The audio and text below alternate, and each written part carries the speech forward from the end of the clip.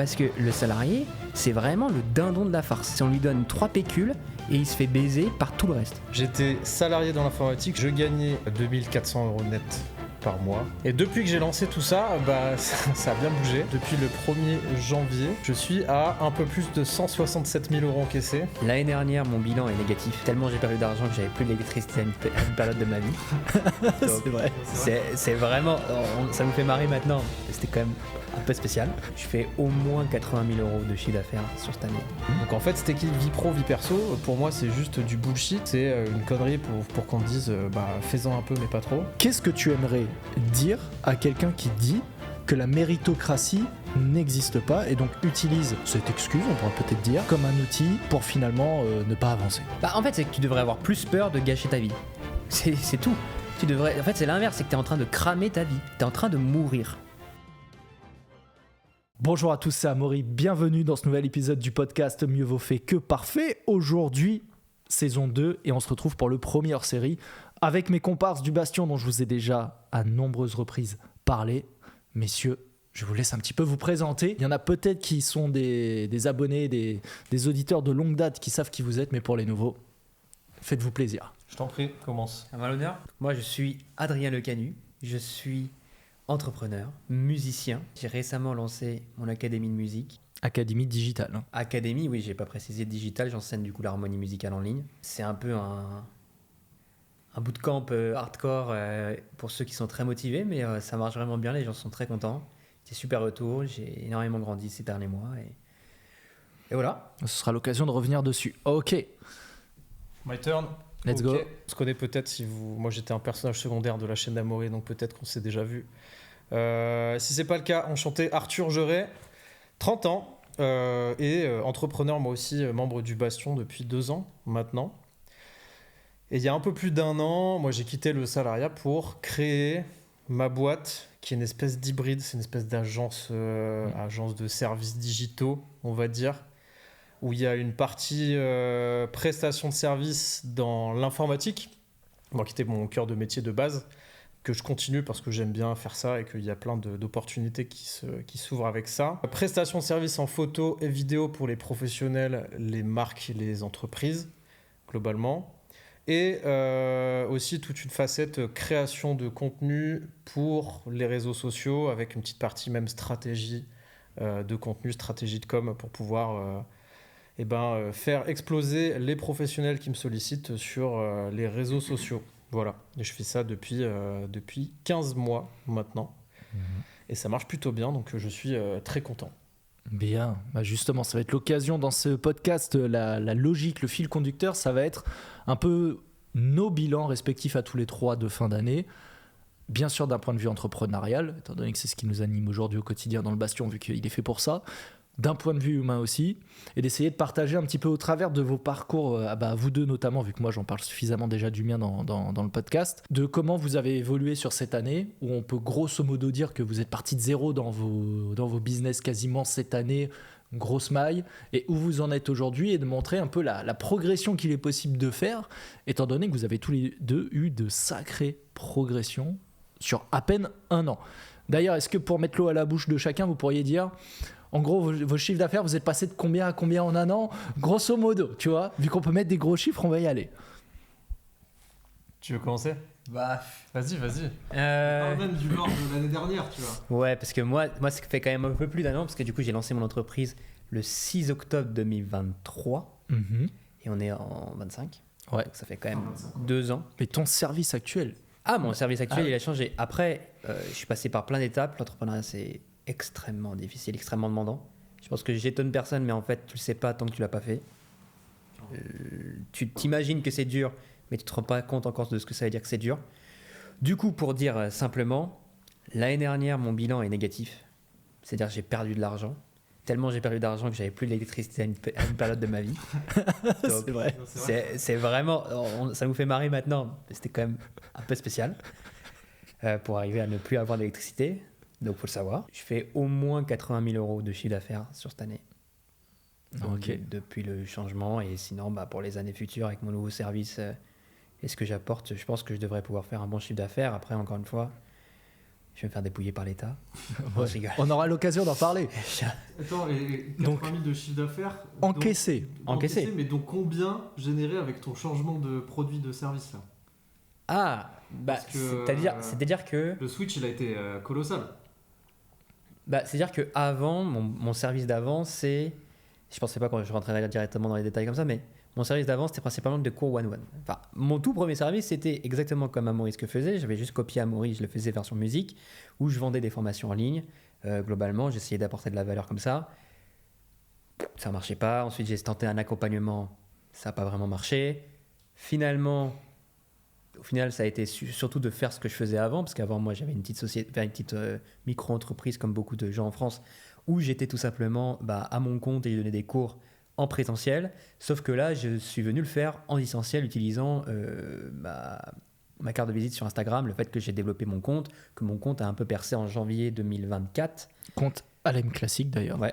Comment ? Et c'est à ce moment-là où j'ai commencé à un peu exploser, et du coup, en septembre 2024, après avoir fait une année catastrophique, globalement, où j'ai fini sans électricité en août, justement, parce que j'étais interdit bancaire, enfin bref, toute une histoire. Et je me suis dit, il est temps de passer aux choses sérieuses et de vraiment encaisser, même si ça me fait faire 60 heures de cours par semaine. Et du coup, j'ai pris un maximum d'élèves en cours privés, donc tête à tête, 45 minutes. En distance. Et cours à distance autant qu'en présentiel à cette époque-là. Je cumulais les deux. Je faisais des voyages dans Lyon en métro absolument infernal. Et je savais déjà que ça, c'était pas pérenne. Parce que j'avais un plafond de verre qui était naturel. C'est que je suis monté à une période jusqu'à 63 élèves en même temps, par semaine. Ce qui est complètement stupide. Parce que du coup, je faisais globalement 13h, 21h. Parce que c'était mes horaires de cours.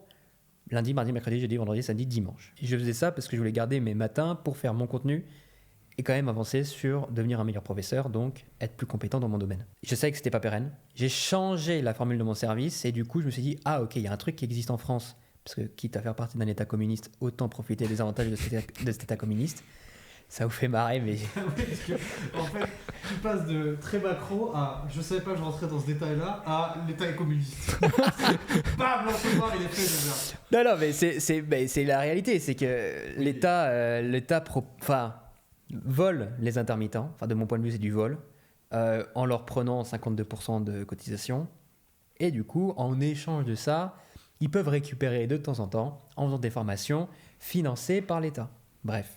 Parce que, comme ils sont chômeurs souvent, ils bénéficient d'un droit à la formation. Et il y a d'autres organismes comme ça qui peuvent faire ça. Du coup, j'ai décidé de passer ce qu'on appelle un Calliope qui est un service qualité proposé par l'État. Du coup, il y a des mecs de l'État qui sont venus me voir pour vérifier que j'étais un vrai organisme. En plus, ils ont pris leur petit billet forcément, parce que rien n'est gratuit dans ce pays. Et à la fin, j'ai obtenu mon Calliope qui me permet en fait de créer une nouvelle formule qui est une académie. C'est marrant parce que dans ma tête, ça pouvait faire... je me souviens, au début, quand j'ai lancé l'académie, j'étais en mode, si j'ai 50 élèves, ça va être un truc de fou. Mais en fait, déjà, j'en ai eu 16 au premier lancement qui ont complètement transformé ma vie, au sens financier, bien sûr, mais aussi et surtout au sens humain. Et en fait, c'est trop bien d'avoir fait ça. Et du coup, ce nouveau service, qui est étalé sur un an, qui représente 188 heures de cours par personne, ça permet de tout le monde de gagner plus. Moi, je gagne plus à l'heure, parce qu'ils sont en même temps. C'est-à-dire que ça m'a permis de me racheter du temps pour continuer à progresser, continuer à développer mon business. Eux, ils ont plus de temps avec moi, en plus d'avoir un truc hyper spécialisé en fait, qui apporte des meilleurs résultats. Et en plus, ça leur coûte moins cher. Et en plus, c'est potentiellement financé par l'État. Donc, ils récupèrent un peu de leur cotisation sociale. Si je peux leur aider à faire ça, au moins, c'est déjà pas mal. Pour quelqu'un qui voulait faire pas dans le détail, putain. Je sais pas. J'allais dire. Ça fait 10 minutes de la question de base, c'était combien t'as généré depuis que t'as lancé l'académie. Et il a exposé tout son business plan. Alors, le podcast peut s'arrêter là pour Adrien. Voilà, maintenant on sait combien d'heures il y a de cours, combien il y a de cours par semaine, qu'est-ce qu'il en faut, combien il y a d'élèves. Tu veux aller nous chercher à manger, tu peux. Non mais moi ça va être simple, il m'a demandé des chiffres, moi je vais donner des chiffres. Du coup pour conclure. Non mais continue. Non, mais il m'a dit. Non, mais attends. Non, mais le vilain Sagouin. Non, mais attends, on m'accuse. Attends. On m'accuse de quoi? Je me permets de reprendre la parole. Parce que là, il y a un vrai On problème. va faire l'histoire. Parce que l'histoire, il t'a posé une question sur les chiffres. Tu commences à parler de chiffres. Et moi, je t'ai juste posé.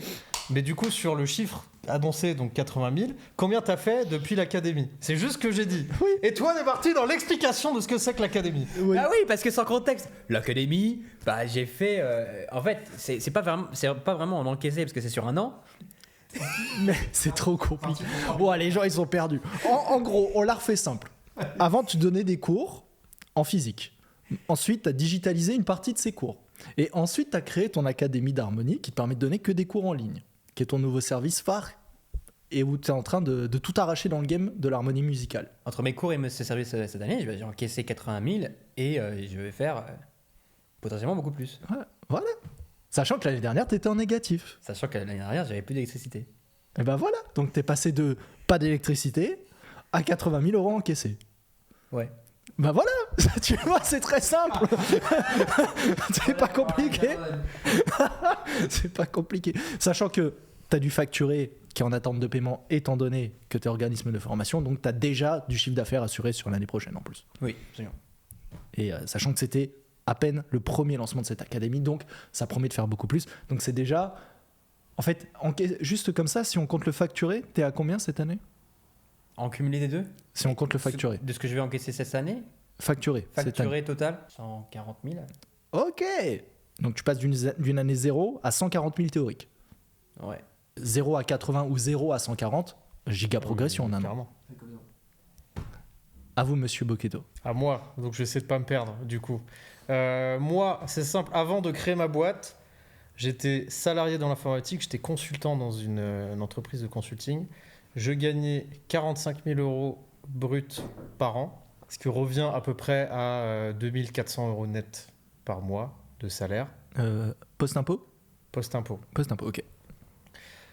Plus, je générais entre 500 et 800 euros en plus par mois avec la photo / vidéo en tant qu'auto-entreprise à côté.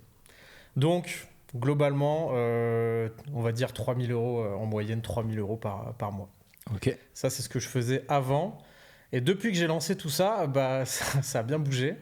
Parce que là, je regarde mes stats. À date, depuis le 1er janvier, sachant que j'ai encore des trucs qui se baladent, je suis à un peu plus de 167 000 euros encaissés. Et j'ai à peu près 20 à 25 000 euros de factures qui se baladent et qui risquent probablement de tomber entre ce mois de décembre et la première semaine de janvier, quoi. Dépasser les 180 000 et aller titiller les 190 000 de CA sur 12 mois glissants, le gap est colossal. Sachant que moi j'étais pas sans électricité, j'étais quand même pas autant sur la PAC qu'Adrien, mais moi il y a eu une phase où j'avais plus du tout d'argent de côté, c'est-à-dire que j'avais 57 euros sur un livret A. Et sur mon compte courant, en fait, je payais avec ma carte en débit différé qui me débitait que le premier du mois d'après. Donc en fait, je vivais à crédit en attendant d'être rémunéré pour pouvoir payer ce crédit et je mettais rien de côté. Donc c'est vrai que financièrement, c'était un peu compliqué aussi. Ouais, mais, tendu. L'une des raisons pour laquelle tu étais dans la merde financière, c'est peut-être parce que dans ta grande générosité et solidarité, tu m'avais aidé pendant Oui, un temps mais- à pas être à ce point dans la merde. J'étais pas le seul, déjà. Ça me faisait plaisir de le faire et tu vois, j'ai pas eu besoin de les récupérer à ce moment-là, tu vois. Donc, Ouais, mais moi je pense que un truc important à mentionner dans ce bastion, c'est que ok, on fait des thunes et c'est hyper important de faire de l'argent et d'avoir des ressources. Mais on est solidaire, bah carrément. Oui, parce que pour la phase de lancement d'Adrien, il y a eu prêt d'argent, plus on s'est arrangé pour compenser quelques périodes compliquées, mais normal. Donc, Bah, en fait, on l'a fait. C'est marrant parce que, sans se le dire, il y a eu une espèce de feeling instantané qui s'est créé en disant. Enfin, on l'a fait, en l'occurrence, c'était pour Adrien. Amaury et moi, on l'a fait pour Adrien, mais en se disant que, en fait, n'importe qui de nous trois l'aurait fait pour l'autre, si jamais ça avait été le cas, de façon hyper naturelle. Donc, sachant en qu'on ne se l'occurrence- connaissait pas depuis très longtemps. bah parce ouais, que ouais. Ça a été fait en début 2020. Bastion, c'est. C'est 23. Bastion, c'est Non, c'est Adrien qui aimait l'idée en mai 2024, non, en 23, en et février 2023. en février 2020. Ah ouais, Ouais. c'était février. Ouais, en fait, à la salle en février, je suggère l'idée que. Parce que je devais partir aux États-Unis et j'hésite à partir aux États-Unis à ce moment-là. Je me dis peut-être c'est très cher pour rien et je me dis putain, et j'ai aussi envie de m'installer sur YouTube. Et parce que tu faisais ta business school à ce moment-là. Parce que je faisais ma business school à ce moment-là. Et en fait, l'idée, c'était, je me dis, mais moi, ça fait des années que ce que je recherche parce que je sais ce que j'ai besoin, c'est d'un environnement qui me pousse vers le haut. Et je me dis, mais putain, ça va être trop bien de se créer un environnement un peu stylé avec des potes. J'avais tenté à 2 reprises avec d'autres types de personnes, pendant le confinement notamment, bref, on s'en fout. Je parle de ça à la salle, idée en l'air, un peu comme ça. Puis après, ça fait son bout de chemin. En mai, toi, tu commences à te dire peut-être... Ouais, parce que moi, je commençais, pour le coup, moi, j'avais pas cette temporalité de février, tu vois. Bah, moi, c'est vraiment mai que ça a commencé à se concrétiser, entre guillemets, dans ma tête, mais je savais pas que c'était plus avant, tu vois. Bah, on en a parlé comme ça, mais après, en fait, ça s'est fait assez naturellement et assez bizarrement, mais c'est surtout, dans tous les cas, les choses se sont vraiment accélérées en juin, quand je prends la décision avec mes parents de pas partir aux États-Unis. Oui, parce que toi, tu as quitté ta business school pour te lancer dans l'entrepreneuriat. À ce moment-là, je faisais ma dernière année en France, parce qu'il y avait la possibilité soit de partir aux États-Unis, soit de la faire en France. Moi, je me suis dit, je ne vais pas dépenser 100 000 balles dans une business school, où en plus, je sentais déjà qu'il y avait plein de problèmes, pas sur les aspects compétences, on va dire comptables, etc., mais sur les autres aspects, en fait, où je trouvais que c'était de la merde. Parce qu'on a aussi cette conversation avec Arthur, toi et moi, où on se dit, putain, il faut qu'on trouve un appart. Et l'origine quasiment du Bastion, c'est ton ancienne chambre, où tu tournais tes vidéos. Et on était à full sueur, moi en train de faire des business plans vraiment qui n'ont aucun sens sur ta chaise rouge un peu en carton. Et je venais déjà tous les jours. Puis on avait fait ça tout le mois de juillet. Puis au mois d'août, Arthur revient en France de son petit voyage. Et on a trouvé un appart un peu par chance. Puis après, c'est allé assez vite. Le 27 septembre, on avait... 26-27 septembre, vers ces là on avait les clés. Le 6 octobre, on lance notre première vidéo sur nos chaînes YouTube, parce que c'était à l'époque où je faisais du YouTube. Je voulais me lancer sur YouTube, que je pensais que c'était le bon business model. Moi, je lançais ma nouvelle chaîne de street workout calisthénique après la suppression de la première, qui aujourd'hui n'existe plus. Enfin, elle existe, mais elle n'est plus d'actualité. Oh, d'ailleurs, j'ai lancé ma nouvelle chaîne de réaction, les gars. Riola Morivermerge, comme le compte Instagram. Allez-y, franchement, on rigole bien. Là, le podcast sera pas sur... C'est sur le mieux vaut fait que parfait. Est-ce qu'on rigole bien? moi... Faut aimer l'humour qui est sur la limite, quoi. Moi, j'ai pas balancé des dingueries, ça va. Ça va. Moi, alors, je vais être franc, pour l'instant, j'ai pas regardé une seule de tes vidéos. En même temps, elles viennent de sortir il y a 2 jours. Et j'ai écouté que ton premier podcast du renouveau, là. Ah oui, non, mais je voilà. suis un peu en retard, j'ai pas beaucoup de temps en ce moment. Y a pas de... J'ai rien dit de fou. Hein. Franchement, tranquille. Mais j'écouterai, moi je te dis, j'écouterai, j'ai envie d'écouter, c'est juste que j'ai pas le temps. Mais je fais le mec, mais je suis un peu friand de ce genre d'humour. Mais sur les réseaux, ce genre d'humour, est-ce que j'assume entièrement? Oui. Voilà. Non, mais disons que, voilà, il faut savoir que c'est de l'humour. Hein. Oh, waouh. Alors, le silence qui a suivi derrière cette phrase était encore pire que la phrase elle-même, je pense. Oui, Ouais. Bref, allez-y, on rigole bien. Il y a une vidéo sur la beauté et il y a une vidéo sur le racisme anti-blanc. Et il y a bientôt une vidéo sur le... Il y a une expérience pour voir si les Arabes sont des voleurs. C'est pas moi qui l'ai faite, c'est France Télé. C'est pas moi. Oh là là. Les 3 sujets sont... Oh là là là là. Ok. Vous irez voir, ça sort dimanche. Bref, donc... Maintenant que chacun a un petit peu le contexte de vos progressions respectives et de comment les choses ont évolué, j'avais envie qu'on fasse ce podcast pour tirer un petit peu un bilan de cette année. Vous avez tous les deux des parcours de vie où, entre guillemets, il y avait une route un peu toute tracée sur laquelle vous pouviez continuer. Clairement. Toi, ta business school et tes cours à côté de piano directement, ou tu avais juste à continuer ça finalement. Toi, tu avais ton taf dans l'informatique en tant que salarié et en soi, tu aurais pu progresser comme ça sur plusieurs années encore et sans pour autant passer freelance et lancer ton entreprise à côté. J'étais parti pour faire toute ma carrière comme ça, moi, de base. Quel serait un peu peut-être un message que vous auriez envie de transmettre à quelqu'un qui était dans ce parcours du salariat ou encore des études potentiellement pour ensuite aller dans le salariat, qui a peut-être un petit projet en tête quelque part qui traîne mais qui se dit c'est risqué, j'ose pas, est-ce que c'est la bonne chose, on me dit de pas le faire. Vous, comme ça, un peu retour à chaud, en termes de mindset, qu'est-ce que vous aimeriez partager? Le salariat, c'est l'aliénation. Direct. Non, mais c'est littéralement, tu es en train juste de te flinguer ta propre vie, je pense. Parce que c'est sans sens la plupart du temps, parce que tu bosses pour un projet d'un autre. En fait, ça dépend ce que tu veux faire dans ta vie, mais ça va être bizarre de dire ça, parce que évidemment que la récompense en partie des business, c'est de faire du profit, évidemment. Mais c'est que ça donne du sens. Tu vois plus loin grâce au business. Quand tu es salarié, tu es juste... Enfin, moi, j'ai fait très très peu de salariat parce que j'ai très très mal supporté ça. Je déteste ça, cette idée. Déjà parce qu'en plus, on se fait voler par l'État, mais ça, c'est un autre sujet. Je vais beaucoup le dire dans ce podcast, vous allez remarquer. Mais surtout, en fait, c'est que c'est l'aliénation. Tu vas finir ta vie dans 10 ans, tu seras probablement au même point, ton évolution personnelle est nulle, tes projets sont très passables, tu ne construis pas sur toi, tu n'apprends pas, tu n'es pas dans le concret. En fait, tu te perds tout seul. Pour moi, le salariat, c'est l'aliénation. Il n'y a pas de meilleur terme que ça. Si je me fais l'avocat du diable, je te dirais d'accord, mais toi, tu es en train d'entreprendre. Si ton entreprise continue de croître, tu vas avoir besoin de personnes pour t'épauler, donc potentiellement des salariés, des équipiers, des freelances, des comme on veut. Est-ce que ça veut dire qu'ils sont en train de s'aliéner à travailler pour toi? Dans ce cas-là, moi, déjà, je suis très anti-salariat, parce que je pense que c'est un mauvais système. Je pense que tout le monde ne peut pas être patron, mais ça, c'est un autre sujet. Mais par contre, beaucoup de gens peuvent être freelance. Je pense que l'avenir, il est dans le freelance, dans la proposition de compétences où tu es rémunéré à la valeur. Je pense que le seul format du salariat que j'aurais et qui me plairait, c'est si ça a du sens pour le salarié de le faire et qu'il a envie de plus gagner de l'argent en ayant une participation dans l'entreprise. C'est-à-dire qu'en final, moi, je réalise le souhait du communisme. Or, je préfère payer les gens, entre guillemets, un salaire minimum s'ils veulent, parce que c'est légalement, tu es obligé de le faire, mais qu'ils aient une participation dans l'entreprise et que pour eux, ça soit vraiment quelque chose de fort pendant un moment donné et que du coup, en fait, mon entreprise, si j'ai beaucoup de salariés, comme ils participent dedans, elle finit par une partie de cette dernière se diluer parmi les salariés pour qu'ils soient payés par leurs résultats, par leurs efforts concrets, qu'ils aient vraiment un retour sur l'investissement humain qu'ils mettent réellement. Parce que pour moi, en fait, la base, c'est que ta seule valeur, globalement, c'est soit le temps du passé, et ce qu'on pourrait transformer en capital, soit le temps du présent. Et donc, le temps du présent, c'est ton travail, c'est ton énergie. Et ça, tu peux le transformer en valeur pour toi, pour tes proches, pour la société. La société te récompense, c'est ce qu'on appelle le travail. Donc, si tu travailles en tant que salarié, potentiellement, il faut que ça ait du sens pour toi. Parce que tu es en train de sacrifier ton temps de vie. C'est pas une blague, en fait.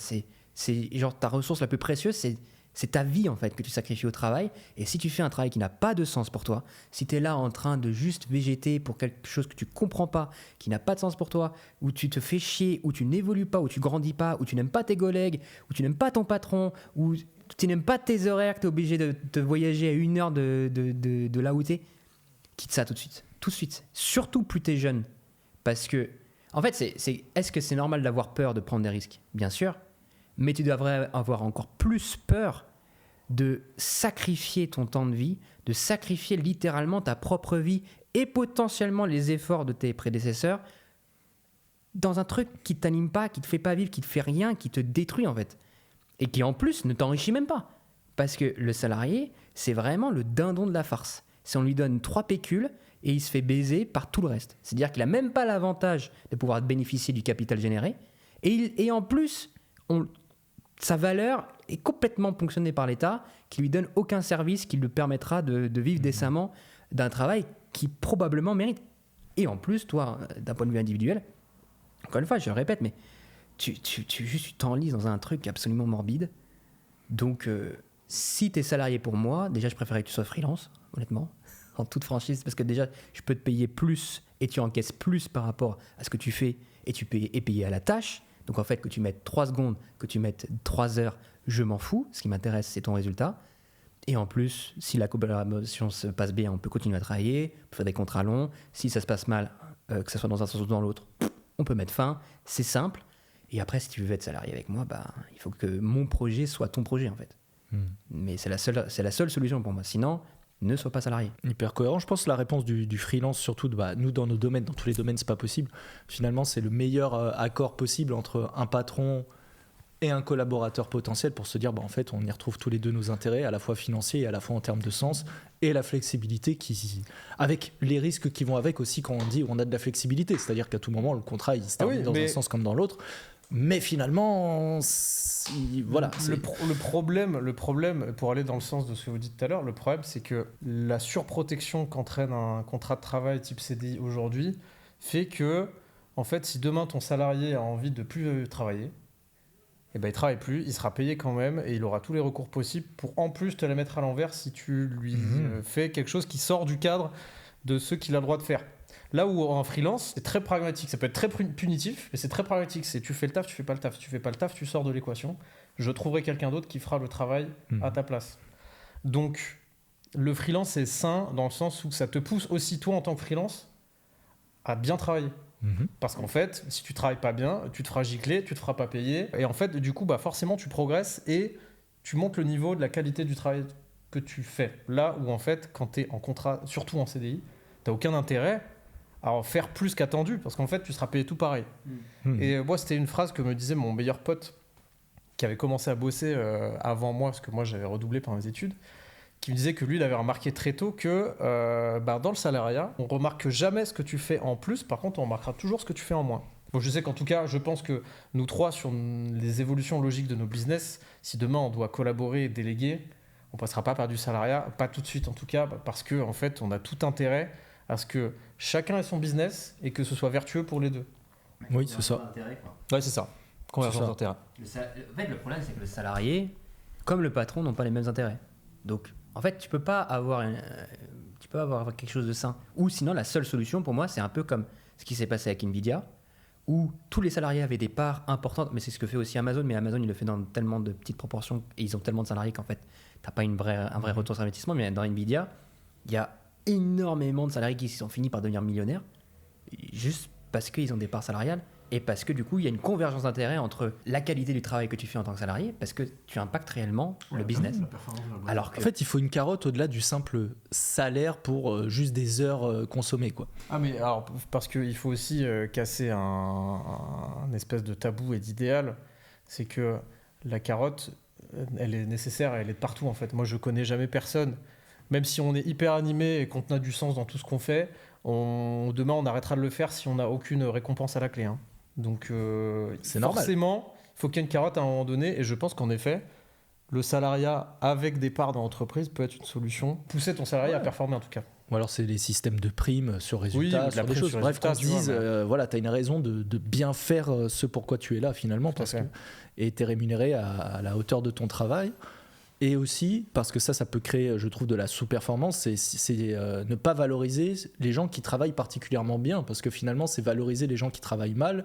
Et si sur 10 employés, vous êtes payé de la même façon alors qu'il y en a un qui surperforme, en fait, ça l'incite à sous-performer. Après, et c'est injuste pour lui. Injuste pour lui, mais après, c'est un peu, c'est un peu un problème de la société, c'est qu'aujourd'hui, on récompense pas le travail non plus. Donc bon. On pourrait dire aussi, on peut pas le récompenser parce que trop de taxes, trop de charges, trop d'impôts. Mais c'est un autre sujet. Mais tu vois, le problème, c'est que en fait, toutes les boîtes avancent qu'il y a des primes de participation, des primes de machin en fonction des performances de la boîte. Moi, la première boîte de consulting pour laquelle j'ai bossé, j'ai eu une prime de participation. J'y suis resté 3 ans.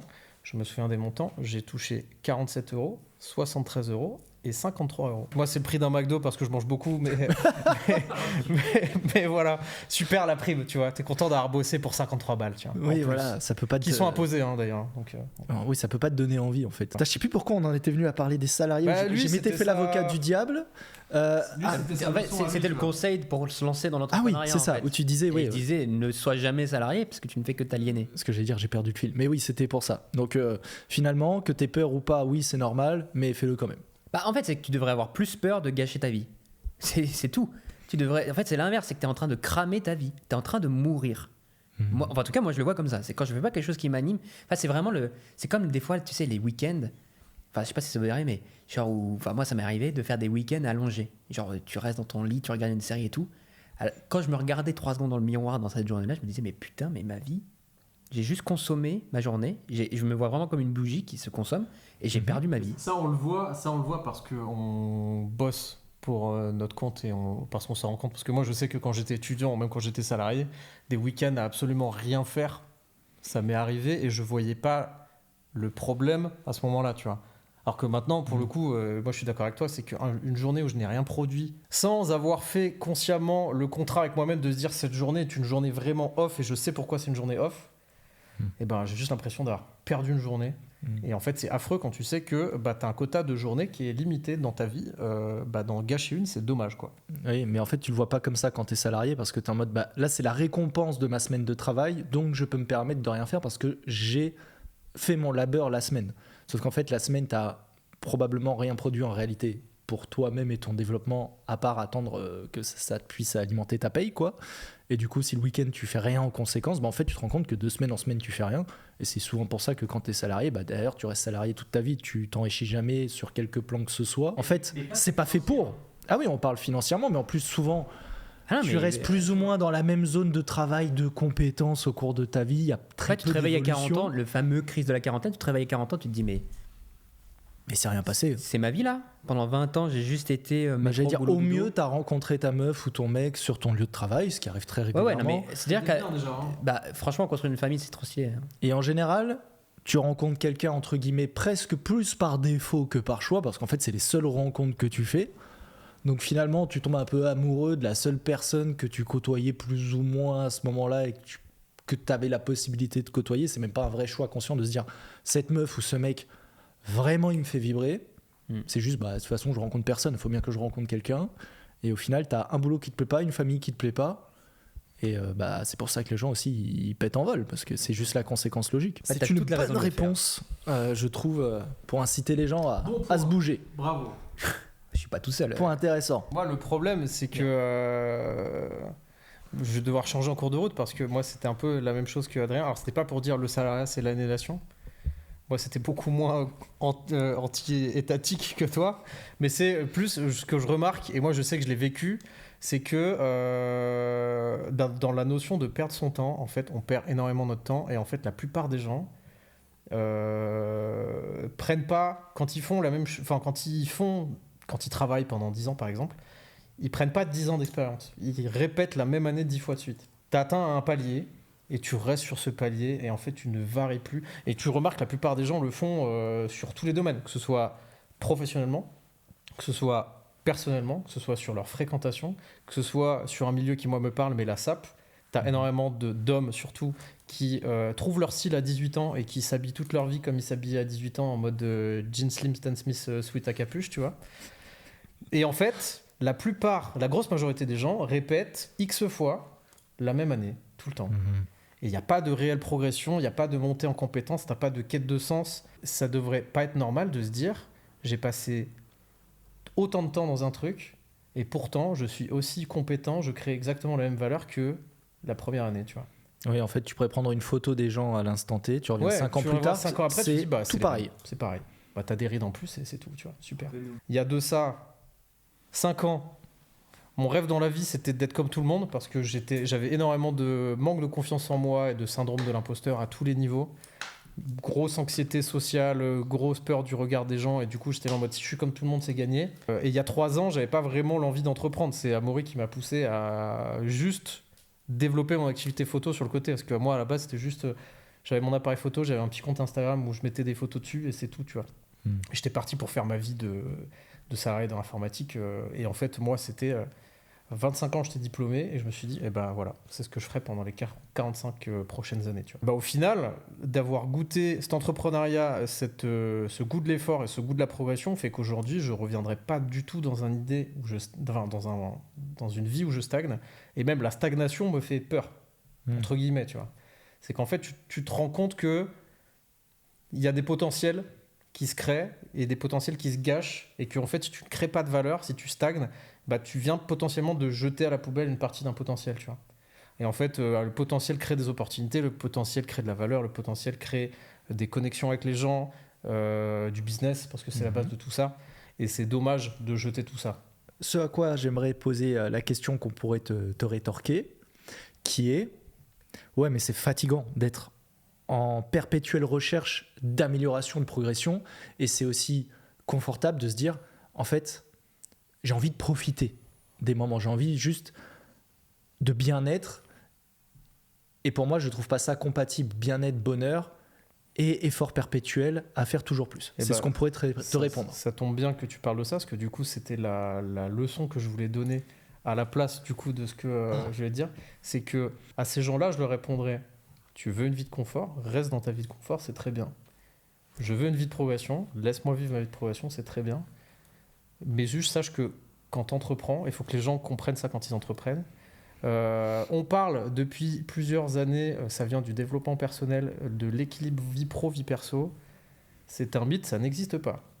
Il ne peut pas y avoir d'équilibre vie pro, vie perso si tu veux entreprendre et performer. Pourquoi ? Parce que, en fait, si tu choisis de sacrifier une partie de ta vie pro au profit du perso, juste tu te rajoutes un boulet supplémentaire dans les pieds. Tu ne progresses pas si tu cherches la progression. Et surtout, en fait, si tu es animé par ce que tu fais, si ça fait sens pour toi, pourquoi la vie pro devrait être dissociée de ta vie à toi ? Tu vois, pourquoi c'est pas juste un grand mélange qui est moi, Arthur, qui suis composé de tout ce que je fais professionnellement et pas professionnellement, tu vois. Donc en fait, cet équilibre vie pro, vie perso, pour moi, c'est juste du bullshit. C'est une connerie pour qu'on te dise fais-en un peu mais pas trop. Si tu veux en faire un peu et pas trop, libre à toi. Moi, je veux en faire plus parce que je sais ce que c'est que de rien foutre. J'y ai passé 25 ans de ma vie. C'est probablement la période où j'ai le plus souffert de ma vie a posteriori.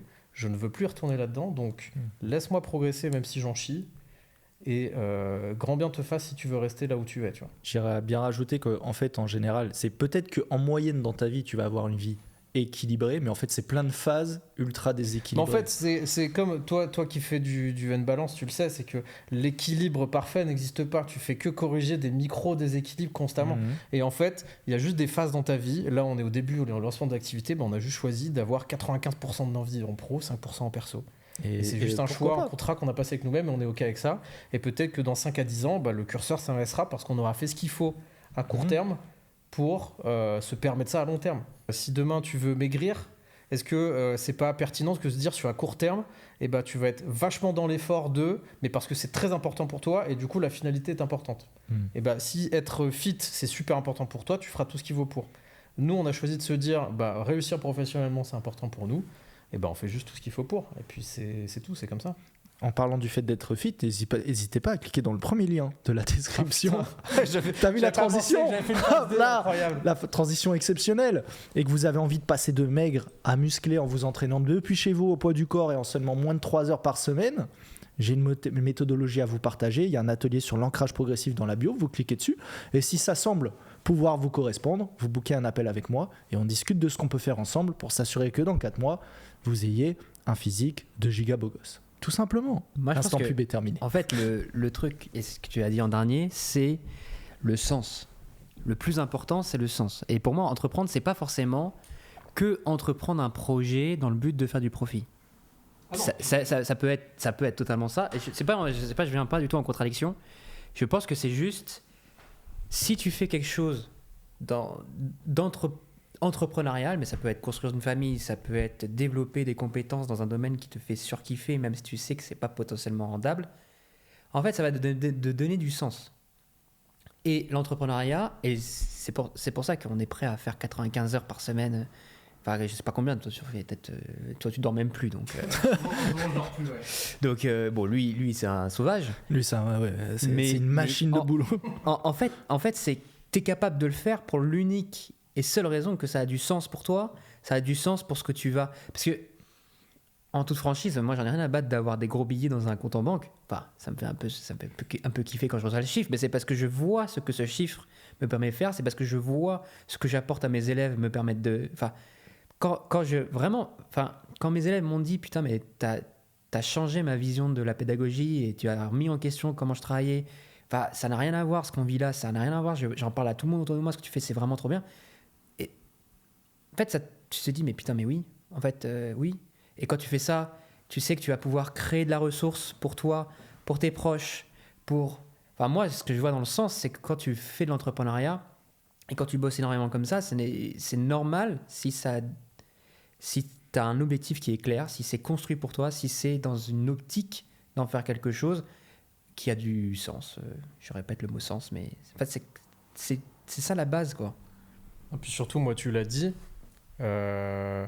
c'est que certes, on fait de l'argent pour faire de l'argent, mais déjà, comme tu l'as dit, je connais personne qui veut faire de l'argent juste pour faire de l'argent. En général, tu fais de l'argent pour ce que te permet d'avoir l'argent. L'argent n'est qu'un outil, n'est qu'un moyen d'avoir accès à des trucs.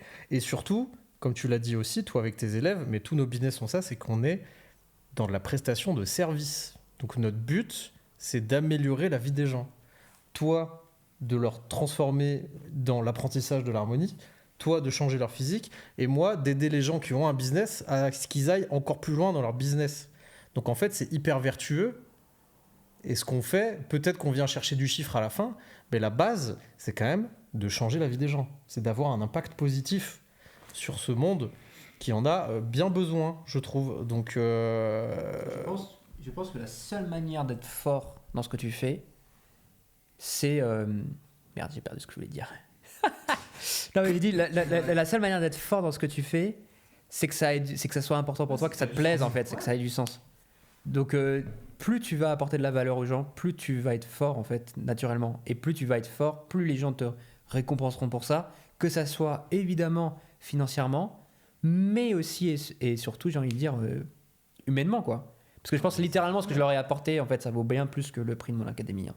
Parce que, bref. Non, mais comme tout, enfin, je veux dire, et puis même, je veux dire, est-ce que t'es pas prêt à payer une somme absolument astronomique pour changer de vie si tu souffres d'un truc, si t'arrives pas, si t'as le sentiment de pas être assez compétent pour un truc, enfin, je sais pas, moi, pour moi, ça a des valeurs inestimables, tu vois, de se dire, bah, toi, typiquement, dans ton service, moi, je sais que je suis un ancien bègre aussi, physiquement, je me détestais, au-delà de tous mes travers de manque de confiance, bah, en fait, le physique, parce qu'aujourd'hui je fais 20 kilos de plus qu'il y a 7 ans, mais le changer de physique, en fait, ça m'a réglé tous ces problèmes de confiance en moi, de syndrome de l'imposteur, ça m'a fait apprendre le goût de l'effort, et en plus, le côté travail-paye, que j'ai pu retranscrire de partout.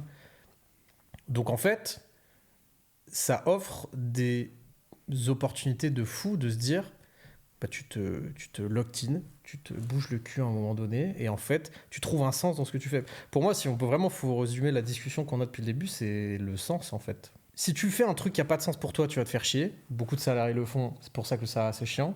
Et à l'inverse, si tu fais un truc qui t'anime, que tu aimes ce que tu fais, et qui a du sens pour toi, bah à l'inverse, tu compteras pas tes heures.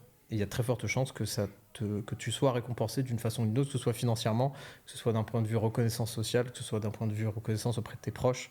Enfin, faut trouver un sens dans tes actions, quoi.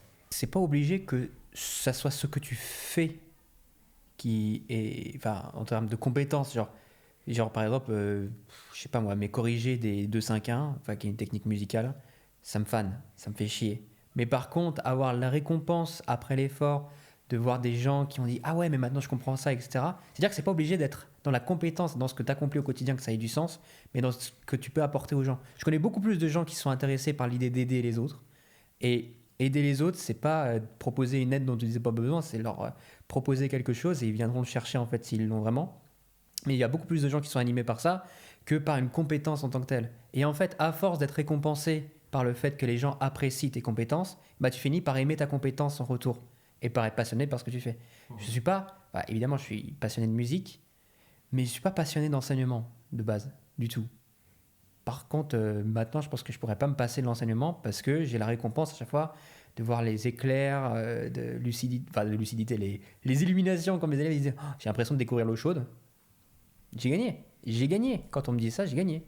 Quand on me dit, putain, mais j'ai changé de vie en 3 mois, en 2 mois, j'ai fait plus que ce que j'ai fait ces 10 dernières années, je me dis, mais j'ai gagné.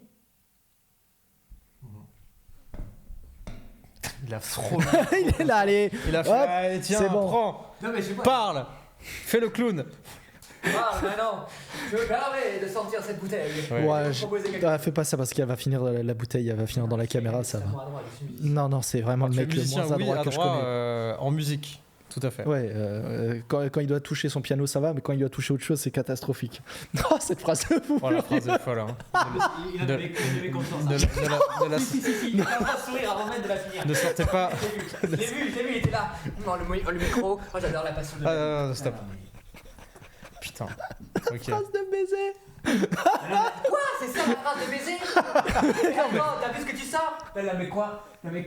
Il est là. Non, faut pas toucher les autres. Hein. Mais c'est de ça, c'était ma phrase, la phrase de baiser, c'était pas ce que t'as dit. J'ai compris. Pour toi, dans tout ce que tu dis dans une journée, la phrase de baiser, c'est il est à l'aise quand tu touches son piano, mais le reste ça va pas. C'est vraiment ça la phrase de baiser? La parenthèse. Changeant de sujet. Et vraiment sur cette année spécifique, quelle est un peu la leçon, le conseil que vous auriez envie de partager, ou vous peut-être il y a 1 an justement, pour qu'ils puissent en tirer parti sur l'année qui va venir, et que là, peut-être chacun, dans leur bilan de fin d'année, puisse se dire, tiens, comment je peux capitaliser sur ce conseil et l'appliquer. Une leçon, un conseil, comme vous voulez, vous appelez ça comme bon vous semble. J'ai l'impression, je vais peut-être dire des banalités en vrai, mais en fait, c'est le genre de truc, t'as l'impression de le savoir et tu le sais pas avant d'y être complètement dedans, c'est que entreprendre, c'est dur, très dur. C'est long avant d'avoir des résultats. Tu vas douter toute ta vie. Tu vas te réveiller la nuit pour te dire ok, alors là, en fait, tu vas arrêter ton business. Tu vas vouloir arrêter ton business 25 fois. Tu vas bosser jusqu'à pas d'heure. Tu vas vraiment en chier. Tu vas probablement pas gagner beaucoup d'argent au début. Mais en fait, la récompense qu'il y a à la clé, elle vaut tellement tous ces efforts-là que en fait, le sacrifice pour moi en vaut la chandelle. Tu vas en chier, tu sais pas à quel point tu vas en chier avant d'y être vraiment confronté. Enfin, moi personnellement, j'ai passé l'année alors aussi intense en positif qu'en négatif, parce qu'en fait, tu fais des espèces d'ascenseurs émotionnels. Quand tu chopes, moi, quand j'ai chopé mon premier virement avec 5 chiffres, j'étais dans mon lit, je me réveille le matin à 8h, parce que je me réveille tous les jours à 8h, quel que soit le jour de la semaine ou de la vie, et que je vois un mail comme quoi vous venez recevoir telle somme, j'ai tellement pété un câble, j'ai mis de la musique à fond dans mon salon et pendant 5 minutes c'était la danse de la pluie. Hein. Et j'ai envoyé un message à mes parents en disant je vous fais un screen de ce virement, pas pour vous montrer, c'est pas par vanité, mais c'est plus pour vous montrer que en fait vous avez eu raison de me faire confiance quand j'ai dit que je me lançais, parce qu'aujourd'hui je peux recueillir le fruit de ce travail-là, même si j'en ai chié. J'en ai chié. Il y a eu un ascenseur positif hyper fort, un négatif très très fort, où en fait j'ai passé des sessions à enchaîner des nuits blanches, à accumuler des projets pour des clients, et à pas te sentir compétent, à passer 6 heures devant une timeline de Premiere Pro vide, à pas être inspiré, à me dire ok, j'ai ce projet à rendre dans 12 heures, je n'ai pas commencé, je n'ai pas envie de le faire, je sais pas par quel bout le prendre, et en fait tu le fais quand même. C'est chaud, mais la récompense à la clé, elle vaut absolument tous ses efforts. Et moi qui suis un ancien flemmard et un ancien mec qui doute, peut-être aujourd'hui le plus gros cadeau que je puisse me faire à moi-même, c'est de me prouver qu'au final, j'ai réussi à switcher suffisamment fort pour être capable de faire ça malgré toutes les difficultés que engendre l'entrepreneuriat. Donc en gros, accepter que ça va être des montagnes russes. Ouais, puis tu sais pas et que ça s'arrêtera pas. Ah ouais, puis tu sais pas à quel point. Et en fait, t'as beau entendre tout le monde, parce que tout le monde te le dit. Tu vois des vidéos sur YouTube où tu te dis tu vas en chier. Et t'as l'impression de dire bah ouais, je sais, je vais en chier. Tu sais pas que tu vas en chier à ce point, tu vois pas. Et pourtant, moi, je suis pas celui qui en a le plus chié. Moi, c'était pas tant sur l'aspect financier, c'était plus sur l'aspect quantité de travail, où vraiment, à un moment, j'étais sous l'eau. Là, en ce moment, je suis un peu sous l'eau, en vérité. Mais c'est pas grave, le travail sera fait quand même. T'as beau te dire que t'es préparé, tu le sais pas tant que tu l'as pas fait.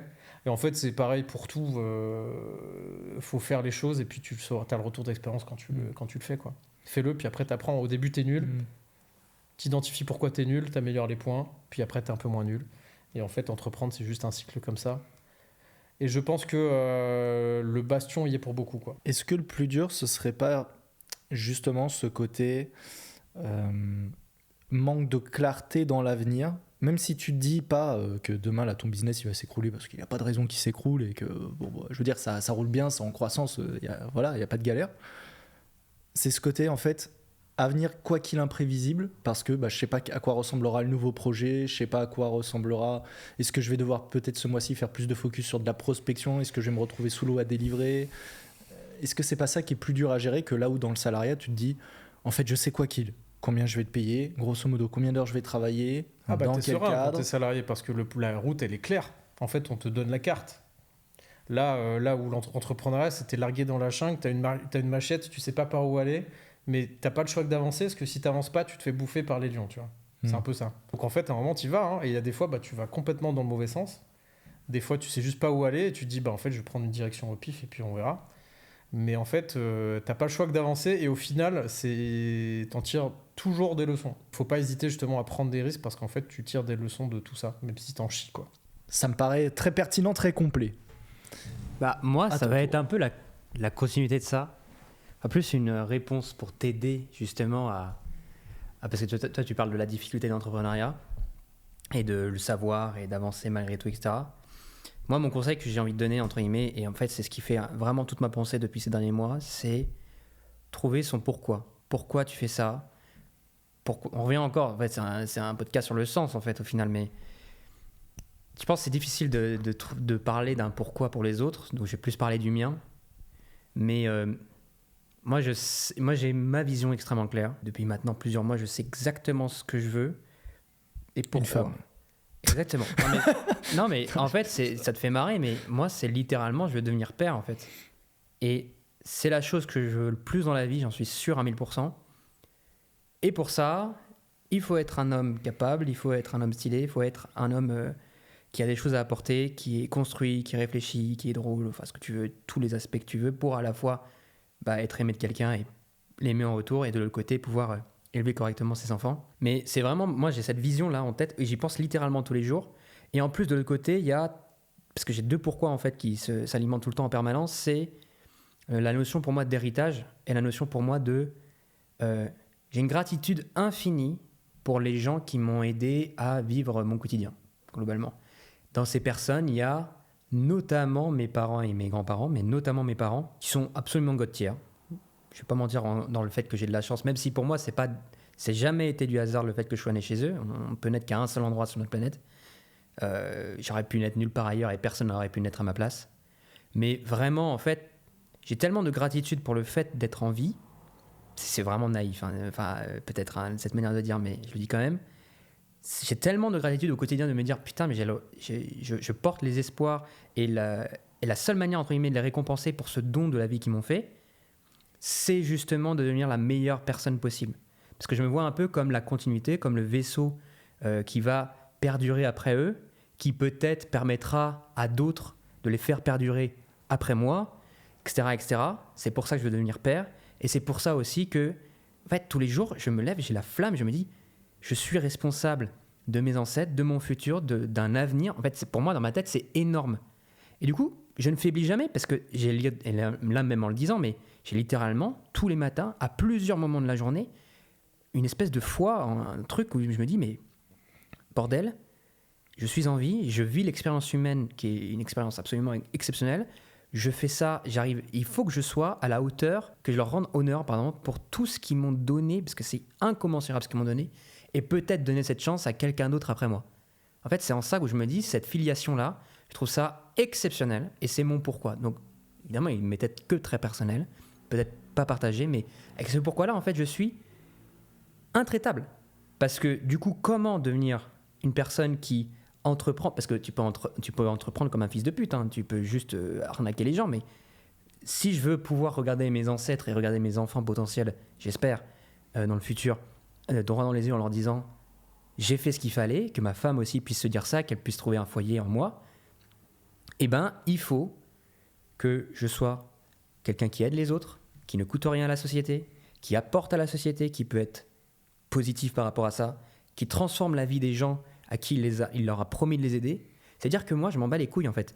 Si mon élève n'a pas compris, parce que c'est mon domaine de compétence, mais si mon élève m'a pas compris, je le reprends le samedi. S'il n'a pas compris, je le reprends le dimanche. Ce qui m'intéresse, c'est que à la fin, il ait obtenu ce qu'il soit venu chercher et que je l'ai fait de manière éthique, de manière honorable, parce que à chaque instant, je suis responsable pour moi dans ma tête, à la fois de l'honneur de mes prédécesseurs qui m'ont juste tout donné et qui veulent rien en retour, excepté peut-être que je sois un homme bon. C'est beau parce que t'as mis des mots sur énormément de sensations que j'ai et sur lesquelles j'arrivais pas forcément, tu vois. Mais tu vois, tu parlais de gratitude, je pense que pour moi c'est primordial et c'est hyper important, et moi je suis animé par ça aussi. Gratitude envers mes parents, comme tu l'as dit, envers vous aussi, parce que je parlais du bastion, mais encore une fois, si j'en suis là aujourd'hui, c'est grâce à vous, grâce à Amaury surtout, parce que c'est lui qui m'a poussé à entreprendre. Mais si aujourd'hui j'en suis là, c'est grâce à l'écosystème Bastion, et gratitude de ouf aussi envers les gens qui me font confiance, tu vois, les gens qui bossent avec moi, les gens qui veulent bosser avec moi, les gens qui sont contents de mon travail. Et comme tu le disais, je pense que si on a un peu une mission sur cette terre en traversant la vie, c'est d'avoir la plus grande influence possible, en tout cas la meilleure possible.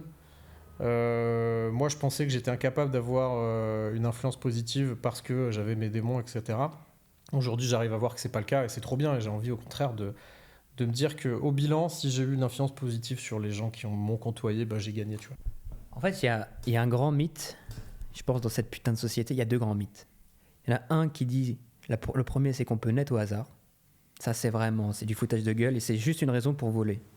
C'est littéralement que ça. Si je peux étayer un peu cette pensée, c'est que, parce que c'est comme ça, c'est pas clair, mais c'est qu'on te ferait culpabiliser de la chance que tu as eue de naître dans certaines conditions et d'autres dans d'autres, qui sont principalement en fait le résultat causal de ce qui s'est passé avant toi, que personne ne décide. Hein. Personne n'a décidé là où il est. Ça, je suis d'accord. Pour moi, c'est parce qu'on fait l'amalgame et on dit que chance égale hasard. Oui. Pour moi, c'est pas du tout la même chose. Ouais, ok, dans ce cas-là, je suis d'accord. Dans ce cas-là, oui, c'est de la chance. Moi, je suis absolument extrêmement chanceux dans ce cas-là, parce que j'ai des parents absolument exceptionnels. Et c'est peut-être pour ça que j'ai ce genre de discours. C'est sûr que c'est plus facile quand on déteste pas ses parents d'avoir ce pourquoi-là. Mais le deuxième mensonge, c'est que la méritocratie n'existe pas. Alors, je suis d'accord avec ça. C'est-à-dire que la méritocratie n'existe pas dans le sens où on ne s'est jamais construit seul. Ça, c'est absolument véridique. L'influence de certaines personnes dans notre vie va être beaucoup trop importante pour qu'on puisse prétendre s'être construit seul. Mais, et je dis bien mais, on s'est construit par nos efforts et par ceux de personnes qu'on peut nommer.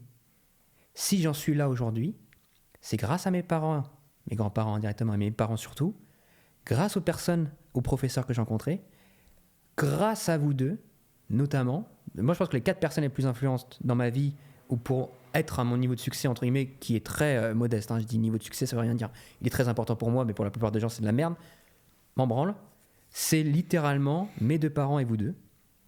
C'est du lustrage de couilles, je m'en fous. C'est la vérité. Parce que je sais que j'aurais déjà abandonné sans cet environnement. Je sais déjà que j'aurais... déjà, vous m'avez prêté énormément d'argent, de ressources, d'intelligence. Alors, je sais que la différence avec mes parents, c'est que moi, je vous l'ai rendu, je pense, de manière plus ou moins proportionnée. On va pas faire des comptes, ça sert à rien, mais on se le rend en fait en permanence par l'environnement qu'on crée. Donc, tous ceux qui, pour moi, font de ces éléments-là, de ces 2 mensonges-là, une excuse pour juste, entre guillemets, voler les gens, c'est honteux. Ok ? Je ne laisserai pas les efforts d'Arthur dans ma vie, les efforts d'Amaury dans ma vie, les efforts de mes parents dans ma vie, les efforts de mes professeurs dans ma vie, être récupérés, entre guillemets, comme ça serait la société à part entière qui aurait participé à la réussite de ma vie. Non.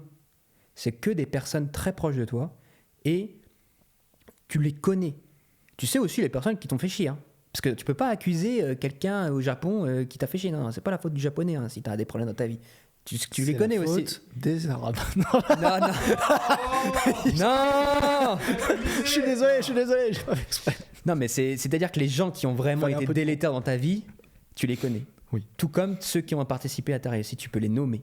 Et comme tu peux le faire, en fait, c'est soit tu nais du mérite des autres, soit du mérite individuel, mais tu n'as pas à récompenser, où il est tellement infinitésimal la participation de quelqu'un qui est à Brest que tu t'en bats les couilles en fait. Non, mais la réalité c'est qu'il y a les allées de la vie qui sont complètement... Enfin, genre, si Macron décide de nous envoyer en guerre, j'en sais rien, je dis au hasard. Bah, bonne chance à tous, hein. Ça, c'est aléatoire. Oui. Ça, on y est tributaire pour rien. Par contre, ceux qui ont fait ton succès et tes échecs dans ton quotidien et dans ta réussite personnelle, tu les connais. Bah c'est intéressant, ça me permet de te poser les dernières questions pour conclure ce podcast sur l'aspect méritocratique. Je pense que ça peut faire un bon short, alors je vais le faire, tu vois. Ok, ouais, le gars pense à faire crash, on continue. Là, il nous voit parler depuis tout à l'heure. Je fais, oh. Là, c'est le créateur de contenu qui parle. Tu vois, il faut y penser, mais t'as raison. Mais point intéressant, je dis ça parce que je suis tombé sur un Reels tout à l'heure qui disait oui, la méritocratie ça n'existe pas parce que c'est un biais du survivant, la méritocratie. Il y en a quelques-uns qui réussissent, mais en fait la plupart échouent. Du coup, la méritocratie n'existe pas, qui fait que en fait il y a quasiment pas de gens en France qui arrivent à péter un plafond de verre et sortir du lot. Et grosso modo, tu peux rien y faire. Un discours, on va dire, très fataliste sur la chose. Du coup, moi, je serais curieux de savoir votre pensée. Pas est-ce que vous pensez que la méritocratie existe, étant donné qu'il y a déjà répondu. Mais du coup, ma question serait: qu'est-ce que tu aimerais dire à quelqu'un qui dit que la méritocratie n'existe pas et donc utilise cette excuse, on pourra peut-être dire, comme un outil pour finalement ne pas avancer? C'est quoi tes alternatives? Si tu penses pas à ton succès potentiel, c'est quoi l'autre proposition pour ta vie? c'est quoi que tu fais de ta vie. Si ça n'existe pas et que tu t'en sers comme excuse juste pour, encore une fois, t'aliéner et te regarder vivre et en fait disparaître et n'avoir rien fait qui t'alimente, qui t'anime et qui a du sens pour toi, ok, pense que le monde est injuste, pense en fatalité, avec sois nihiliste, ok, sois nihiliste, plonge-toi dans l'hédonisme, profite des petits plaisirs de la vie si ça te fait kiffer, juste ne demande pas aux autres de payer le prix de tes propres décisions, quand même, ça serait quand même un peu osé. Qu'est-ce que tu entends par là? En fait, moi, j'en veux plus des gens qui disent « Toi, je pense que tu as des capacités de te sacrifier, donc tu devrais te sacrifier pour moi. » Et toi? Tu fais quoi? Tu proposes quoi? Parce que moi, la différence, c'est que moi, si on me laisse tranquille, si je disparais de la France, ça vous coûte rien, ça change rien. Juste, je me casse. Enfin, si, ça vous coûte l'opportunité de me voler. Si, les termes sont forts. Ok, peut-être les termes sont forts. On comprend. Mais la réciprocité est pas forcément vraie, hein. Il y a plein de gens qui... La première étape pour aider quelqu'un, c'est déjà de ne pas le gêner. Ça, c'est le truc que je me dis tous les matins, c'est déjà, putain, mais mes parents, ils ont tellement donné pour moi. Je prends tout le temps l'exemple de mes parents, parce que c'est mes parents qui ont quasiment tout construit dans ma vie. Mais mon objectif numéro 1, c'est déjà de ne pas leur casser les couilles. Parce qu'on est un peu malchanceux sur d'autres aspects de notre famille. Je me dis, bon, déjà, premier objectif, c'est que je ne vais pas les faire chier. Je fais tout mon possible pour être complètement indépendant, pour devenir pêcheur. Entre guillemets. Enfin, c'est pourquoi je sors cette analogie un peu de mon chapeau qui a un peu aucun sens, c'est que en plus, quand tu viens faire de la redistribution, tu le fais en donnant à manger aux gens à la place de les rendre pêcheurs. Entre guillemets, de les pousser à devenir compétents par eux-mêmes, ce qui est quelque chose de pérenne. Parce que le problème, c'est que si ta solution par rapport à la méritocratie, ou comme la méritocratie existe, c'est on se plonge dans le nihilisme, dans l'hédonisme, on ne fait rien pour nous et on essaie juste de profiter des plaisirs de la vie et on espère qu'un gouvernement nous donnera des poissons au quotidien, ce n'est pas pérenne. Parce que si tu fais ça, il n'y a plus de créateurs de tartes. S'il n'y a plus de tartes, il n'y a plus de tartes à partager. S'il n'y a plus de tartes à partager, tout le monde crève. C'est surtout qu'il le fait parce qu'il y en a d'autres qui pêchent. En l'occurrence, si l'État peut donner des poissons, c'est parce que d'autres pêchent. Oui, mais à terme, il n'y aura plus de pêcheurs en fait. Oui. Il faut sauver le soldat pêcheur. Tout à fait. Très très nul. On repassera ça. C'est pas la meilleure. C'est pas la meilleure. J'ai été plus inspiré. Non, mais en fait, c'est trop important de se dire, déjà, il faut que je devienne suffisamment compétent pour plus être un poids, le plus rapidement possible. C'est pas grave de demander de l'aide. On dirait que je suis un monstre parce que je dis, il faut pas aider les autres. Je pense que je suis extrêmement solidaire avec mes proches et je suis extrêmement solidaire avec les autres, notamment si tu me prouves que tu vas vraiment chercher des solutions.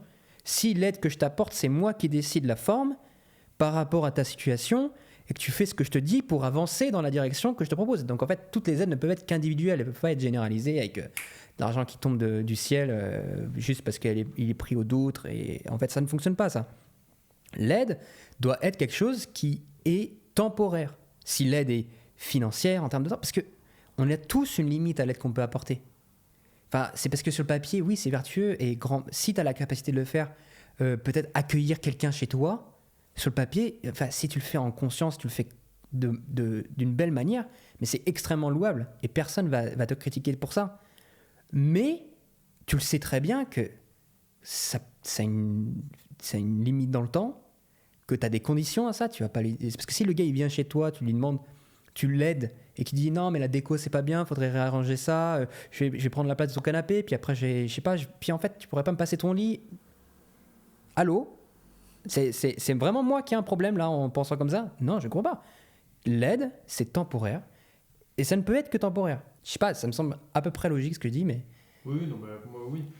Pour moi, juste pour aller dans le sens de ce que tu dis, c'est que pour moi, il y a très peu de choses qui sont en réalité le fruit du hasard. Tout est le fruit de choix, de décisions et de conséquences de décisions et de choix.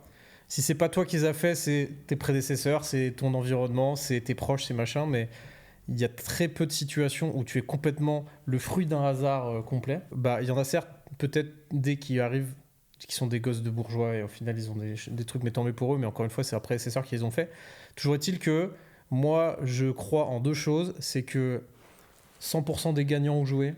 C'est-à-dire que tu peux pas gagner si tu n'as pas joué une fois dans ta vie. Ça veut pas dire que tout le monde va gagner. Il y a même très peu de chances que tout le monde gagne. Pour autant, si tu joues pas, tu peux pas gagner. Donc en fait, il y a un côté méritocratique, quoi qu'il, parce que tu as eu le courage de jouer. Peut-être que tu gagneras pas. Mais non, mais il y a gagné et gagné, tu vois. Mais sur le principe, c'est de se dire, en fait, si tu fais pas l'action de tenter ça, c'est sûr que tu l'auras pas. Et je suis un peu convaincu, je sais pas à quel point c'est de la spiritualité de merde et tout, tu vois, sans parler de karma, mais je pense qu'en fait, tout finit par s'aligner d'une façon ou d'une autre, et que les mecs qui ne méritent pas le résultat issu d'une méritocratie qui existe ou qui n'existe pas au final, et ben sur le long terme, les cartes seront rebattues, et puis tu vois, un gosse de riche qui sait pas gérer son argent, bah, aura plus d'argent in fine, ou aura des galères, ou aura des trucs. Tout finit par se mettre exactement à sa place à la fin, tu vois. Ça prend du temps, mais tout s'arrange au final. Le temps ne trahit jamais.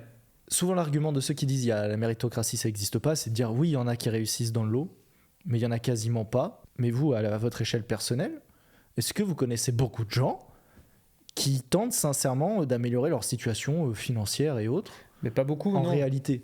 Pas beaucoup, en réalité. Mais parce qu'en fait, pour moi, pour être joueur, quand je disais joueur, c'est quand tu joues au poker et que t'es joueur, tu fais all-in, tu fais tapis à un moment donné, tu vois. En fait, si t'es convaincu dans tes compétences et que de toute façon, c'est le seul moyen d'empocher le jackpot, il y a un moment, il faut tout mettre sur la table. Il faut être prêt à tout perdre, et en général, t'es récompensé, si tu y arrives, à la hauteur de ce que t'as engagé comme risque, que ce soit financier et tout, etc. Le constat que je fais, un peu pour faire écho à ce que je disais juste avant, aux gens qui cherchent l'équilibre vie pro, vie perso, en fait, il y en a très peu qui le font tapis, parce qu'en fait, ils veulent, et je pense que c'est humain, s'il y a un côté instinct de survie, c'est qu'en fait, il y a un moment, tu vas chercher le confort, ou alors, en tout cas, tu vas pas te dire de façon ultra rationnelle, te dire que c'est hyper logique de dire, bah là, avec cette décision-là, je prends le risque de tout perdre. Pourtant, c'est le seul moyen de gagner, pour moi. Est-ce qu'au final, ceux qui, entre guillemets, disent la méritocratie n'existe pas, parce qu'en fait, il y en a quasiment pas qui arrivent et plein qui se plantent, c'est pas en fait juste parce qu'il y en a plein, ils osent pas se donner les moyens. Ah ben, c'est parce qu'en fait, il y en a beaucoup, et ce que je peux comprendre, ils n'ont pas envie du tout de la vie qu'on a. Hein. Oui, en fait, parce que c'est ça le sujet, parce que moi, j'allais dire, je connais personne dans mon entourage, globalement, à part vous, qui essaie de faire des choses concrètes pour améliorer sa situation financière, concrètement, par exemple. Tu as vu qu'on parle d'entrepreneuriat et qu'à un moment donné, la finalité, c'est quand même de gagner de la thune. Je connais personne. J'en connais plein qui se plaignent de ma situation, elle est pas ouf, et qui ont même pas conscience que leur vie changera jamais en continuant de faire ce qu'ils font aujourd'hui, à savoir être salarié, avoir leur routine, et qui s'étonnent à la fin de se dire, bah ouais, mais moi, dans ma vie, j'ai jamais eu l'opportunité de quoi que ce soit, alors qu'en fait, ils sont jamais créé l'opportunité, et à la fin, ils arrivent au bout de ce qu'ils ont fait, qui est que, bah, en fait, ils ont rien fait. C'est un problème de mentalité. Je sais pas si c'est juste français ou si c'est humain de façon générale, mais moi, pour avoir fait du salariat pendant très longtemps, des mecs qui se plaignent de conditions de travail, de X, Y, est-ce que tu veux, t'en as de tout. Il y en a qui passent leur journée à se plaindre. Pour autant, sur ces gens qui se plaignent, il y en a qu'un très petit pourcentage qui mettent en place des actions qui font qu'ils n'auront plus à se plaindre des choses pour lesquelles ils se plaignent. La plupart des gens qui ne croient pas en ça, c'est juste qu'ils ne font pas suffisamment. Tu vois, c'est juste, ils se disent, ils ont « Ah putain, j'y arrive pas. Ah putain, c'est pas cool. Ah putain, moi, j'ai pas de chance. » Bah oui, mais en fait, la chance pour moi, c'est qu'une résultante de être au bon endroit au bon moment. Mais en fait, si tu show off tous les jours, il y a forcément un moment où tu seras au bon endroit au bon moment, tu vois. C'est pas, tu te pointes une fois, ah bah putain, j'ai raté, tu vois. C'est le mec qui se lance sur YouTube, qui lance une vidéo, la vidéo elle fait 53 vues, il dit ah putain, bah non, c'est bon, ça a floppé. Mais surtout, bah, c'est normal. Trucs. Et puis la quantité de travail qu'on a jeté, la quantité de trucs qu'on a fait, enfin tu vois, en fait, mais il y a des bouquins, et en fait, et moi si je prends juste mon schéma de vie, je suis dans ce putain de, je me lève à 8h, je suis dans le bastion, à part pour faire du sport, je suis dans le bastion de 9h à minuit et demi, 1h du matin. Tous les jours. À quelques exceptions près, quand je prends des vacances ou des week-ends, ce qui en réalité arrive pas si souvent que ça. Oui, même si je suis celui qui prend le plus de pauses d'entre nous, je pense. En même temps, c'est celui qui fait le plus gros volume aussi. Mais voilà, et comme je te disais, en fait, ces gens-là qui ne croient pas en la méritocratie, en réalité, ils veulent pas ma vie. Hein. Ils veulent pas passer 18 heures par jour dans cette pièce à travailler sur un PC, à envoyer des messages, à passer des coups de téléphone. Si tu raisonnes comme ça par l'absurde, si on vivait de façon infinie, si on avait des vies infinies et que tu te montes tous les jours, il y a vraiment zéro chance que ton jour de chance n'arrive pas. Ça arrivera forcément à un moment donné. Si tu le fais tous les jours, sur un temps plus ou moins long, c'est le problème. Et c'est le souci de l'entrepreneuriat, c'est que tu sais pas à quel moment ça va payer. Si ça fait payer au bout d'une semaine, un mois, un an, 10 ans, tu vois. Puis il y a des fois, tu fais peut-être les bonnes actions, mais tu n'as pas le résultat instantanément de ces bonnes actions. Donc c'est dur, et c'est ça qui est très dur, c'est ce côté incertitude. C'est tu as peut-être fait aujourd'hui exactement ce qu'il fallait, mais tu le sauras que dans 3 semaines, un mois, 6 mois que tu avais fait ce qu'il fallait. Mais même 10 ans peut-être, tu vois. Et du coup, il faut continuer comme ça en se disant, je pense que j'ai fait la bonne chose, et du coup, je vais continuer, même si je le saurai que dans quelques mois. Bien sûr. Mais tu sais, c'était Hormozy qui faisait dans son premier bouquin, qui faisait un parallèle de ouf, qui disait que l'entrepreneuriat, mais je pense que tu peux le transposer un peu tout, il disait qu'il faut imaginer l'entrepreneuriat comme un jeu avec un dé, genre imagine un 2 50 faces, t'as 49 faces rouges, une face verte. La face verte, c'est t'as gagné, et en fait, quand tu tombes sur la face verte, il y a une des faces rouges qui devient une face verte. Donc en fait, plus tu gagnes, plus tu gagnes. Et en fait, le business, c'est ça, c'est qu'en général, tu as une exponentielle. Quand tu arrives à la casser, quand tu as plus de chances de gagner que de perdre, c'est là où justement tu grimpes. Le truc, c'est que tu peux faire 500 lancers de dés, tu peux tomber 500 fois sur le rouge. Mais la seule façon de vraiment perdre à ce putain de jeu, c'est juste d'arrêter de lancer le dé. Si tu arrêtes de lancer le dé, c'est la seule façon où tu sais que tu es sûr que tu ne tomberas jamais sur le vert. Ah, j'aime bien cette analogie, elle est pas mal. Et en fait, lui, il va encore plus loin, c'est de se dire, peut-être que ton pote qui est dans l'entrepreneuriat, moi j'ai un dé à 50 faces, lui il a un dé à 20 faces. Tu vois ? Donc en fait, lui, peut-être qu'il est gifted de par sa niche, de par ses compétences, de par tout ça. Donc peut-être que lui a plus de chances de tomber sur le vert. Mais quoi qu'il, il est obligé de lancer les dés sur un nombre de lancers dont on ne connaît même pas le résultat pour tomber sur du vert. Et en fait, tu joues comme ça de façon... La seule chose qui est sûre, c'est que tu as un dé, c'est que tu peux le lancer autant de fois que tu veux et qu'il y a une face verte au moins dans le lot. Et que tu peux gagner, c'est sûr. Par contre, tu sais pas quand, tu sais pas à quel moment, tu sais pas de quelle façon ça va le faire, mais tu peux gagner, c'est sûr. Et la seule façon de perdre, c'est d'arrêter de lancer ce dé. C'est d'accepter de dire, j'arrête là, j'en peux plus. Ça me paraît pas mal. Je sais pas si tu... Vas-y, hein. Parce que là, plus tard, je parle. Mais... Non, mais j'allais revenir encore, parce que je tourne en boucle depuis tout à l'heure, mais c'est que tu juste reformule ta question de base qui était la méritocratie. Ouf. C'est quelqu'un qui croit pas en la méritocratie. Qu'est-ce que tu lui dirais ? Ah oui, non, mais c'est ça que je veux dire. C'est que pour moi, c'est la preuve que tu es dans une phase d'aliénation. C'est que quand tu es esclave de tes propres plaintes, tu sais que dans ta vie, il n'y a rien qui va, mais que tu fais rien pour changer. Pour moi, c'est juste la démonstration que actuellement, tu es esclave un peu de ta propre misère et tu n'as pas ce que tout le monde ne peut pas avoir, hein, je pense malheureusement, mais tu n'as pas cet orgueil entre l'idée de te dire mais putain, mais ça peut pas être ça ma vie, quoi. Je peux pas en rester là en fait. Il faut que je fasse quelque chose, il faut que je change, parce que tu peux le supporter 2 jours, tu peux le supporter peut-être 1 mois, mais tu vas pas le supporter toute ta vie, donc faut changer. Deuxième point, c'est que tu te rends pas compte par rapport à la méritocratie toujours, ce que c'est réellement de 92 heures de travail, 90 heures, 100 heures peut-être chez toi. Tu te rends pas compte ce que c'est. Parce que en fait, le problème, c'est par exemple, quand tu vois ton héros préféré dans ton dessin animé préféré faire des efforts, il y a une timelapse de zinzin, tu vois 6 mois qui se passent en 1 minute. Mais putain, les 6 mois, c'est long sa mère. Mais long sa mère, c'est dur sa mère, c'est trop long, c'est trop dur. Toutes les aventures, toutes les bonnes histoires sont dans des phases où le héros, il en chie, tu vois.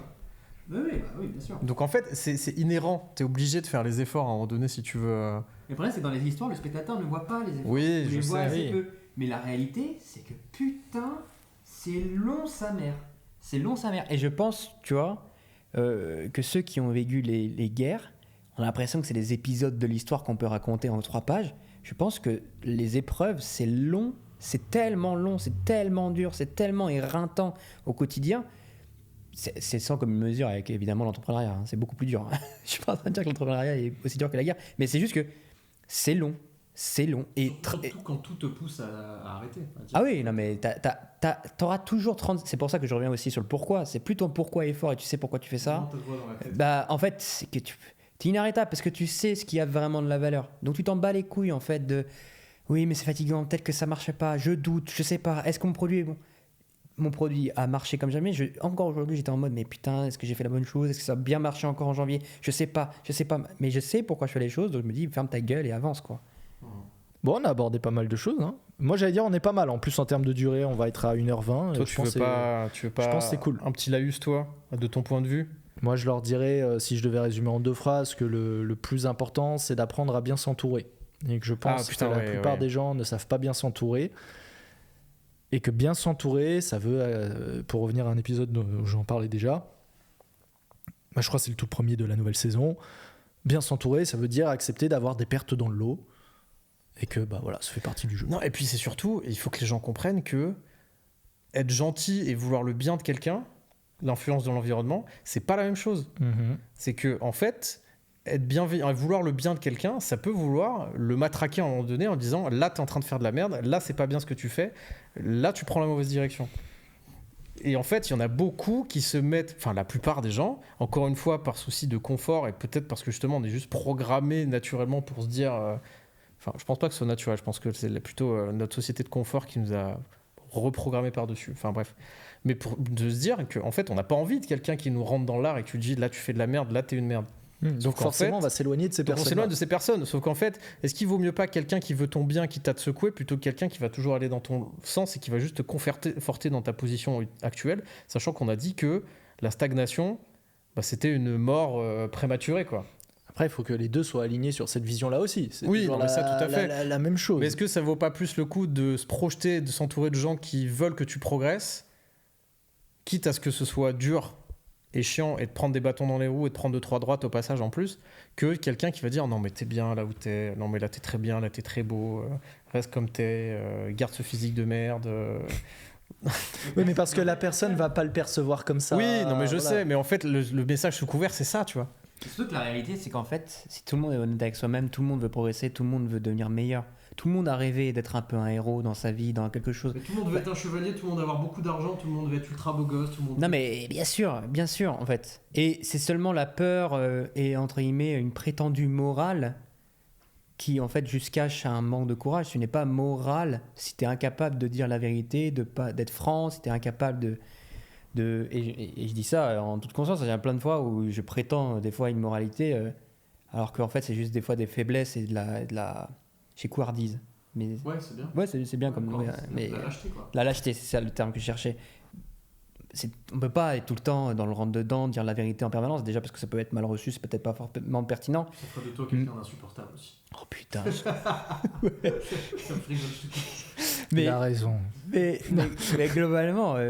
globalement, vouloir le bien de quelqu'un, ça n'a rien à voir avec le conforter, le rassurer. Enfin, il faut savoir le faire quand il faut le faire.